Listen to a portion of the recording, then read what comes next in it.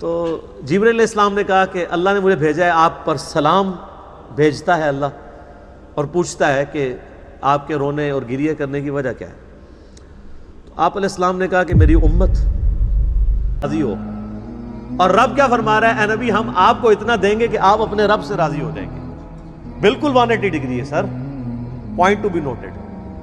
ہم کہتے ہیں کہ ہمارا رب ہم سے راضی ہو، اور اللہ کیا فرما رہا ہے؟ اے نبی، ہم آپ کو اتنا دیں گے کہ آپ اپنے رب سے راضی ہو جائیں گے۔ یہ بہت بڑی شان ہے۔ اسی کانٹیکسٹ میں ایک صحیح مسلم میں حدیث ہے، بڑی رقت انگیز۔ نبی صلی اللہ علیہ وآلہ وسلم ایک دن امت کے غم میں اتنا روئے کہ اللہ تعالیٰ نے حضرت جبرائیل کو بھیج دیا کہ پوچھو، حالانکہ اللہ کو تو پتہ ہے۔ تو جبرائیل علیہ السلام نے کہا کہ اللہ نے مجھے بھیجا ہے، آپ پر سلام بھیجتا ہے اللہ، اور پوچھتا ہے کہ آپ کے رونے اور گریہ کرنے کی وجہ کیا ہے؟ تو آپ علیہ السلام نے کہا کہ میری امت۔ پھر آپ علیہ السلام نے سورہ ابراہیم کی آیات تلاوت کی کہ حضرت ابراہیم نے کہا تھا، اے اللہ، جو نیکوکار بندے ہیں وہ میرے ہیں، اور بروں کو تیرے کھاتے میں ڈال دیا کہ تو جانے ان کا معاملہ۔ پھر نبی صلی اللہ علیہ وسلم نے سورۃ المائدہ کی تلاوت کی کہ قیامت الدین عیسیٰ علیہ السلام کہیں گے کہ اللہ، جب تک میں ان میں موجود رہا ان پر گواہ تھا، اگر میرے بعد انہوں نے شرک کیا تو یہ تو جانے اور تیرا کام۔ جبکہ اے اللہ، میں یہ نہیں کہتا، میں تو کہتا ہوں میری امت۔ یعنی حضرت ابراہیم بھی اپنی نافرمان امت سے اعلان برات کر رہے ہیں، حضرت عیسیٰ علیہ السلام بھی، اور نبی علیہ السلام کہہ رہے ہیں کہ میں تو اپنی امت کی فکر میں ہوں۔ تو حضرت جبرائیل علیہ السلام کو پھر اللہ تعالیٰ نے وحی کی، اور انہوں نے نبی علیہ السلام سے کہا کہ میرے محبوب سے فرما دو کہ ہم آپ کو آپ کی امت کے معاملے میں قیامت والے دن رسوا نہیں کریں گے۔ یہ وہی چیز ہے، وَلَسَوْفَ يُعْطِيكَ رَبُّكَ فَتَرْضَىٰ، ان قریب آپ کا رب اتنا آپ کو دے گا کہ آپ اپنے رب سے راضی ہو جائیں گے۔ وہ دینا کیا ہے؟ مقام شفاعت۔ آپ صلی اللہ علیہ وآلہ وسلم کی شفاعت کی برکت سے امت کے گنہگار لوگوں کی بخشش ہو جائے گی انشاءاللہ تعالی۔ اللہ تعالی ہم سب کو قیامت والے دن اپنے محبوب صلی اللہ علیہ وآلہ وسلم کی شفاعت نصیب فرمائے۔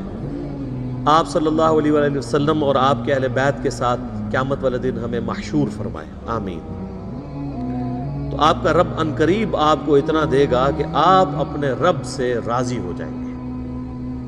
تو نبی صلی اللہ علیہ وآلہ وسلم کی رضا بھی اس کے اندر ہے کہ ان کی امت کے لیے کوئی بخشش کا معاملہ بن جائے۔ آپ صلی اللہ علیہ وآلہ وسلم کو امت کی اتنی ٹینشن ہے، اور ماشاءاللہ امت ٹینشن فری ہے۔ امت کہتی ہے جو کچھ بھی ہے تیرے محبوب کی امت سے ہے، اور آپ صلی اللہ علیہ وآلہ وسلم کو تو پتا تھا کہ معاملہ کتنا خطرناک ہونا ہے۔ اچھا، یہ تصویر کا ایک رخ ہے، تصویر کا ایک دوسرا رخ اس سے بھی زیادہ خطرناک ہے۔ وہ سورۃ الفرقان کی آیت نمبر 30 ہے، وقال الرسول یا ربی ان قوم اتخذوا هذا القرآن مہجورا۔ قیامت والے دن نبی صلی اللہ علیہ وآلہ وسلم شکایت کریں گے کہ اے اللہ، میری امت نے قرآن کو پیٹھ کے پیچھے ڈال دیا تھا۔ نبی علیہ السلام نے اپنی امت کی شکایت بھی لگانی ہے جنہوں نے قرآن کو چھوڑ دیا، قرآن کی تعلیمات سے روگردانی کر دی۔ اسی لیے آپ دیکھیں کہ نبی علیہ السلام نے حجۃ الوداع کے موقع پر بھی فرمایا قرآن اور سنت، غدیر خم پہ فرمایا قرآن اور اہل بیت۔ قرآن کو آپ نے کہیں نہیں چھوڑا، اور فرمایا قرآن میں ہدایت ہے، نور ہے، یہ اللہ کی رسی ہے، اسے پکڑو، جو اسے پکڑے گا وہ ہدایت پہ ہوگا، جو چھوڑ دے گا وہ گمراہ ہو جائے گا۔ تو آپ علیہ السلام کو اللہ تعالیٰ ہمارے ہم قیامت والے دن اتنا دیں گے کہ آپ اپنے رب سے راضی ہو جائیں گے۔ یہ ویسے گارنٹی آپ علیہ السلام کے لیے تھی۔